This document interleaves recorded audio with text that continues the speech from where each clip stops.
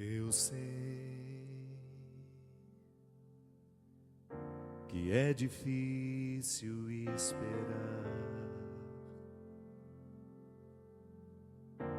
mas Deus tem um tempo para agir e para curar. Só é preciso confiar. Se a cruz lhe pesa, não é para se entregar, mas para se aprender a amar, como alguém que não desiste. A dor faz parte do cultivo desta fé, pois só sabe o que se quer quem luta para conseguir ser feliz. Não desista do amor, não desista de amar, não se entregue à dor, porque ela um dia vai passar. Se a cruz lhe pesou e quer se entregar, tal como Cirineu, Cristo vai lhe ajudar.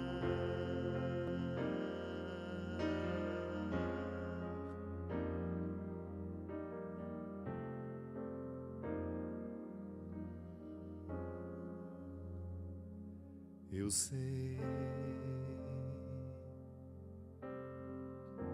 que é difícil esperar, mas Deus tem um tempo para agir e para curar. Só é preciso confiar. Se a cruz lhe pesa, não é para se entregar, mas para se aprender a amar, como alguém que não desiste. A dor faz parte do cultivo desta fé, pois só sabe o que se quer quem luta para conseguir ser feliz. Não desista do amor, não desista de amar, não se entregue à dor, porque ela um dia vai passar. Se a cruz lhe pesou e quer se entregar, tal como Cirineu, Cristo vai lhe ajudar. Não desista do amor, não desista de amar, não se entregue à dor, porque ela um dia vai passar. Se a cruz lhe pesou e quer se entregar, tal como Cirineu, Cristo vai lhe ajudar.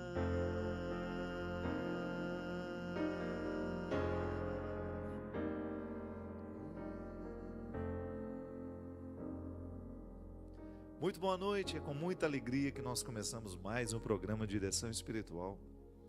A gente sabe que na nossa vida, o desafio constante de se manter sem desistir é bravo, não é brincadeira. É mais fácil desistir. Continuar, perseverar, custa caro muitas vezes para nós. E eu sempre digo que o grande perigo na vida é quando a gente não percebe que está desistindo. Quando alguém lá no meio do jogo fala, olha, parei, não quero mais. Você sabe que ele desistiu, ele sabe que desistiu. Pediu para sair. Claramente, todos estão vendo que ele desistiu. O problema é quando você percebe que tem um jogador que não está dando mais o seu sangue, quando não está se esforçando mais, está prejudicando o time, porque nem ele mesmo percebe que já desistiu. Antes mesmo da partida terminar, mesmo estando de corpo presente no campo, ele já deixou de jogar há muito tempo. Essa é a desistência perigosa. É a desistência velada. É aquela que a gente corre o risco de fazer sem perceber que está fazendo. Num jogo de futebol, o que vai ser o problema? A gente vai jogar com um jogador a menos, que está lá meio morto no meio do campo, fingindo que está jogando. E aí o prejuízo é perder um campeonato, perder uma Copa do Mundo, como já aconteceu. Vocês se recordam quando nós estávamos disputando aquela Copa contra a França, na final? O nosso maior craque, o grande Ronaldinho, não estava em campo, muito embora estivesse lá jogando. Porque ele não estava inteiro, né? Polêmico o jogo, ninguém sabe o que aconteceu. O que a gente sabe é que o Ronaldinho estava em campo, mas não estava jogando.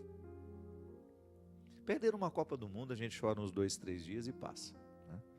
Mesmo que tem uma coisa irracional, é a gente chorar quando o nosso time perde, né? Porque o que a gente perdeu, na verdade? Claro que ganhar é bom, mas um time ali no jogo de futebol, isso passa. Agora, quando é a vida da gente que está em jogo, essa negligência nós não podemos permitir. E mesmo que outros jogadores façam parte do jogo da nossa vida, o principal jogador é você. É você que tem que fazer a defesa, você é o goleiro, você faz a defesa, mas você também é o meio de campo e você é o artilheiro. Tem que ser o artilheiro. Tem que ser o centroavante, aquele que faz o gol. Sabe por quê? Porque nessa partida, ainda que você tenha outras pessoas jogando com você, o protagonismo é seu. E se você começa a entregar os pontos, se você começa a desistir, daqui a pouco você não tem mais condições de vencer. Por quê? Acostumou-se com a desistência, acostumou a perder. Foi abrindo mão de coisas preciosas, de situações preciosas, de pessoas preciosas, de realidades preciosas, porque não estava atento com o jogo que estava acontecendo. Sabe, minha gente, eu tenho pedido muito a Deus de me dar a sensibilidade de perceber a vida que eu estou vivendo. Eu não quero viver sem perceber a vida. Eu não quero correr o risco de que a pressa dos meus dias venha me retirar a capacidade de saborear cada momento que eu posso viver.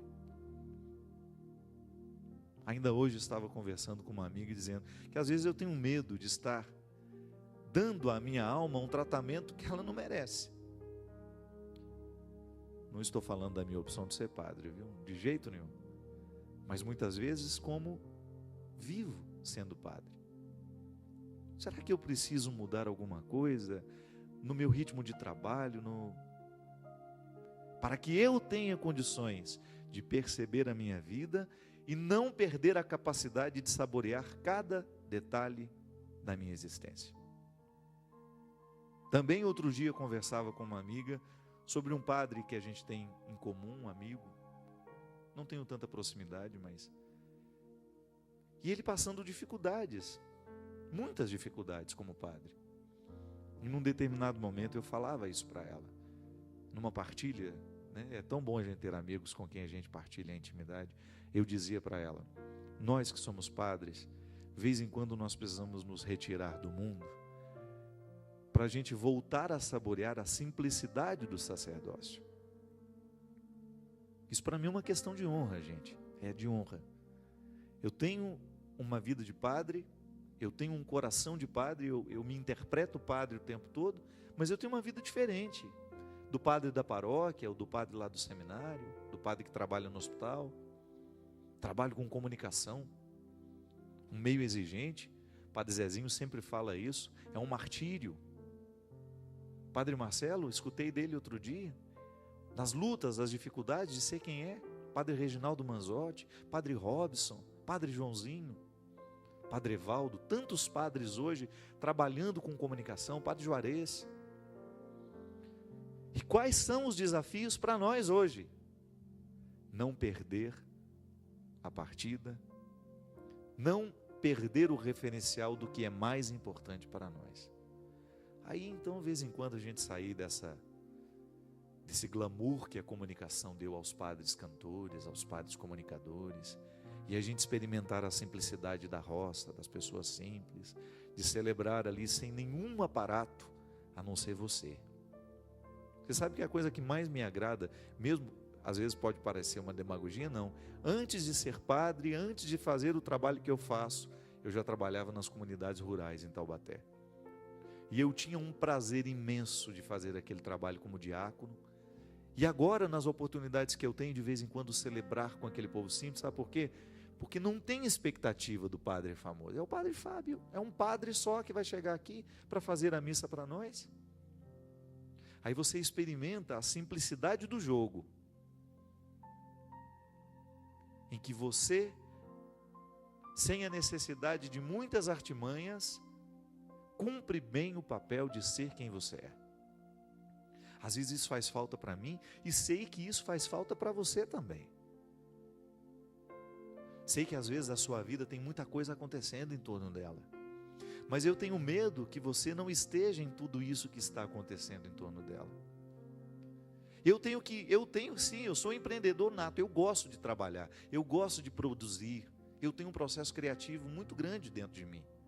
Às vezes não consigo nem dormir, do tanto que eu penso no que eu posso fazer, no que eu posso... Agora, só que tem uma coisa, eu tenho que estar em tudo aquilo que eu faço. Eu não posso fazer da minha ação um esconderijo do meu ser, para o meu ser. Desculpa, eu acho que eu não me expliquei bem. Eu não posso fazer da minha ação um lugar onde eu não coloque junto o meu ser. O meu ser não pode estar escondido em tudo isso. Eu tenho que estar dentro de cada ação. E às vezes a gente vai fazendo escolhas, a gente vai julgando de um jeito que a gente não percebe que está perdendo.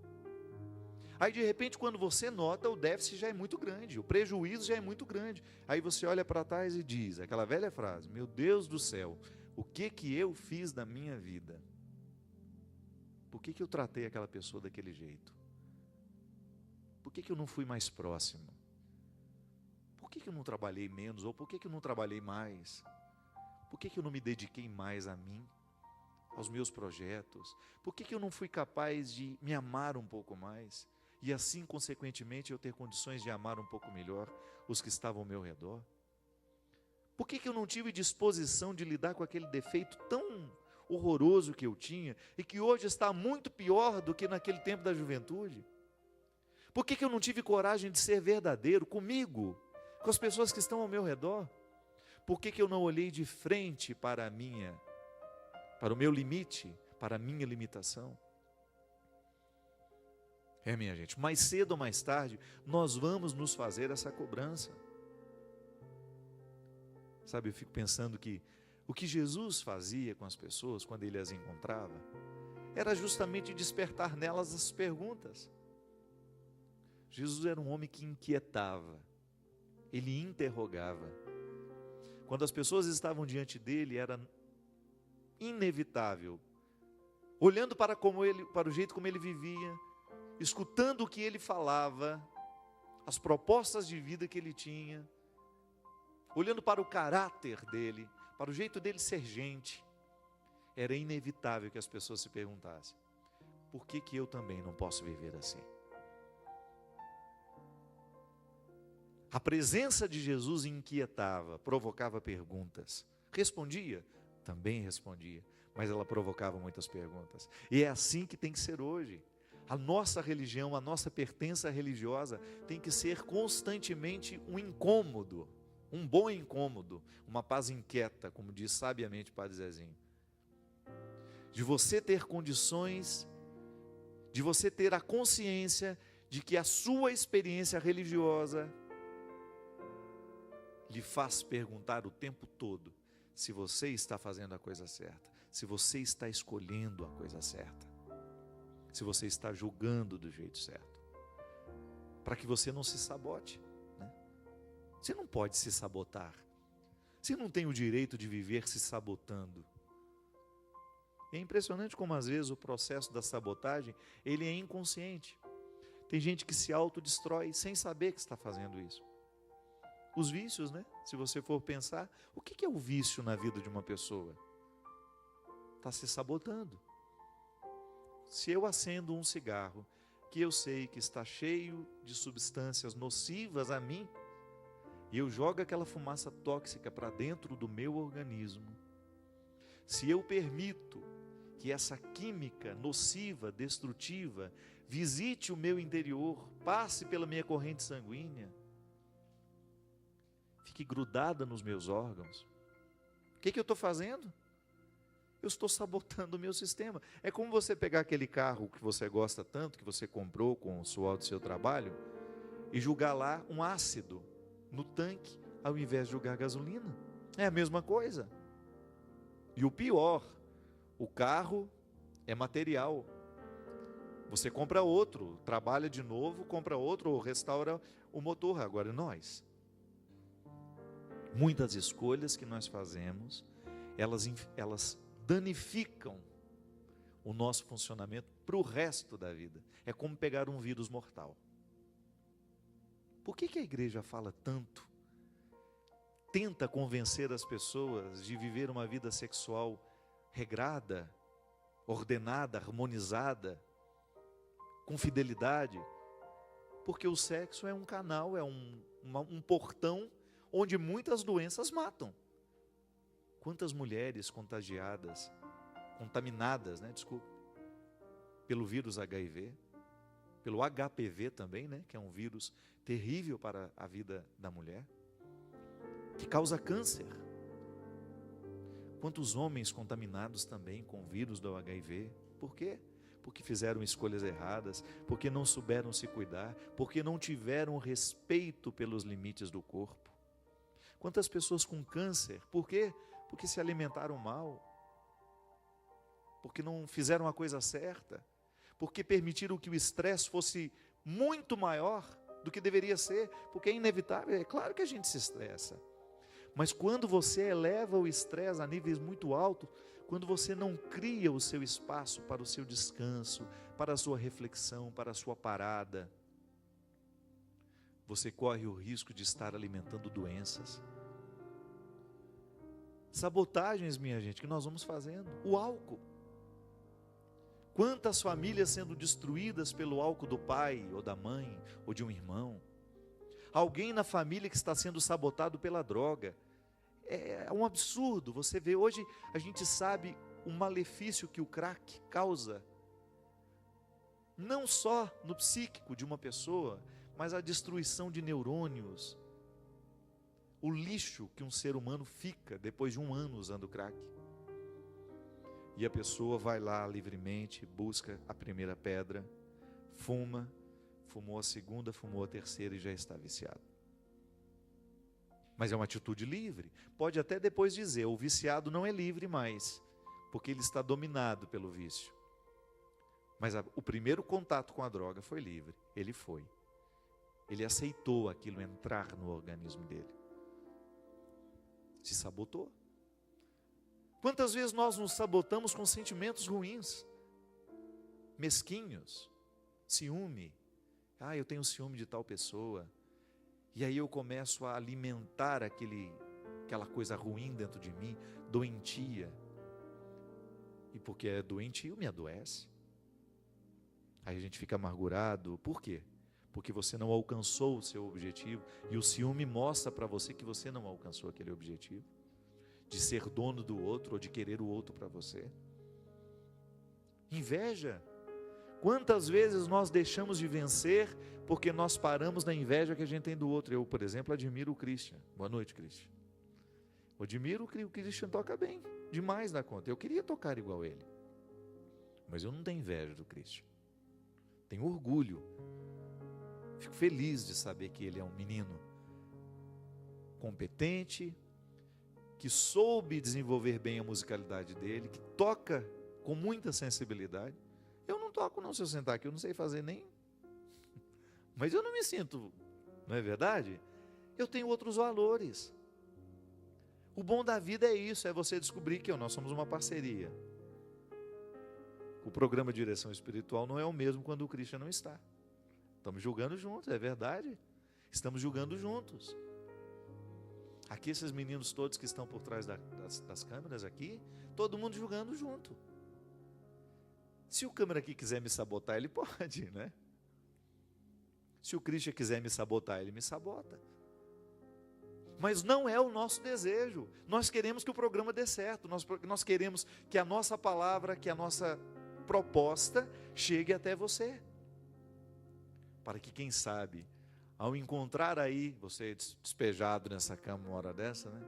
Ou já quase arriando para ir dormir no sofá, a gente possa lhe convencer de não querer a destruição, de não querer se sabotar, de não querer se destruir, mas de, quem sabe, você voltar a acreditar, de você voltar a ter a possibilidade de um novo tempo, de acreditar que ainda existem coisas boas reservadas para você, que você pode parar de fumar hoje, que você pode parar de beber hoje, que você pode voltar a se amar, que você pode parar de usar essa droga que está lhe destruindo, que você pode jogar fora todos os sentimentos mesquinhos que porventura você tem alimentado dentro do seu coração, que você pode abrir as janelas da sua casa para que um novo ar venha espantar, jogar fora esse ar mofado, estragado que você tem sorvido sem perceber.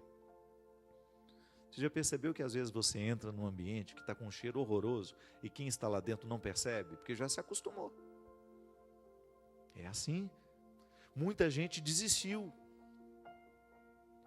e não percebe que desistiu. Está vivendo um processo autodestrutivo e, infelizmente, não acredita em quem está alertando, ou às vezes nem tem alguém para alertar. Como no Evangelho, acho que de 2 semanas atrás, daquele homem que estava doente, né? A piscina borbulhava e a hora da cura era o momento, a piscina de Betesda, era a hora da cura, alguém teria que jogá-lo.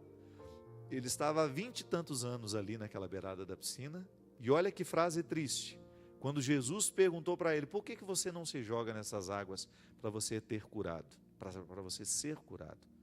E a frase triste: eu não tenho ninguém. A solidão. Não tenho ninguém que me abra os olhos, não tenho ninguém que me motive, não tenho ninguém que me encaminhe para uma mudança. Às vezes essa solidão só vai ser quebrada quando a gente sai na direção de alguém que finalmente possa nos ajudar. Aí procura alguém perto. Não fique sonhando com os que estão distantes, não. Eu quero ser amigo do fulano de tal. Você nunca encontrou com ele. Eu quero ser amigo do Antônio Fagundes. Eu acho que eu vou lá para desabafar os meus problemas com ele. Me identifico muito com a arte dele. Não. Você vai encontrar ao seu redor. A amizade tem que ser possível. É de gente que esteja próxima a você, que conheça a sua história e que tenha, ou então que tenha disposição de participar da sua história de um jeito efetivo. Eu não tenho ninguém, mas não vou fazer disso um estado de vítima. Eu vou à busca de alguém que tenha condições de fazer por mim o que sozinho eu não posso. É assim, minha gente. A vida é possível, sim, até mesmo aqueles que hoje se sentem solitários. Você, se por acaso hoje você sente que está faltando alguém para lhe ajudar nesse processo, não reclame, não. Vá à busca, conquiste essas pessoas. Você sabe que eu posso dizer isso? Eu tenho muitos conhecidos, muitos amigos, e o grupo que faz realmente parte da minha vida, as pessoas que visitam a minha casa, que estão comigo, que participam do meu dia a dia, que ouvem as minhas mazelas, que sabem dos meus sonhos, aqueles que eu não preciso ficar publicando, aqui que faz parte da minha vida, do meu dia a dia, essas pessoas são muito qualificadas, e eu agradeço muito a Deus todos os dias, por eu ter essas pessoas na minha vida. Mas eu vou te falar uma coisa, elas foram conquistadas. Aí você pode dizer: Padre Fábio, é porque o senhor é muito conhecido. Então, não é não. Porque muitas dessas pessoas estão comigo muito antes de tudo isso ter acontecido na minha vida. até mesmo antes de eu ser padre. São as pessoas que conhecem a minha verdade. Não que eu minta para você aqui, não. Estou falando das minhas mazelas. Eu faço questão de contá-las, sim. Sou um homem público e faço questão de contar as mazelas que eu tenho. Sabe por quê? É um jeito que eu tenho de me comprometer para que eu não fique me sabotando. É um jeito que eu descobri de ser mais livre, de não ficar tão preocupado quando alguém descobrir que eu tenho esse defeito. Eu já contei ele publicamente, você só vai ver ele acontecendo na particularidade. Faça assim também. Tenha a oportunidade de alcançar, de conquistar essas pessoas que vão lhe dar condições de você ser livre. E sendo livre, você ter condições de superar-se, de ir além, de não desistir. Para isso vivemos. Para a gente chegar ao final com aquela certeza, com aquela boa sensação de missão cumprida.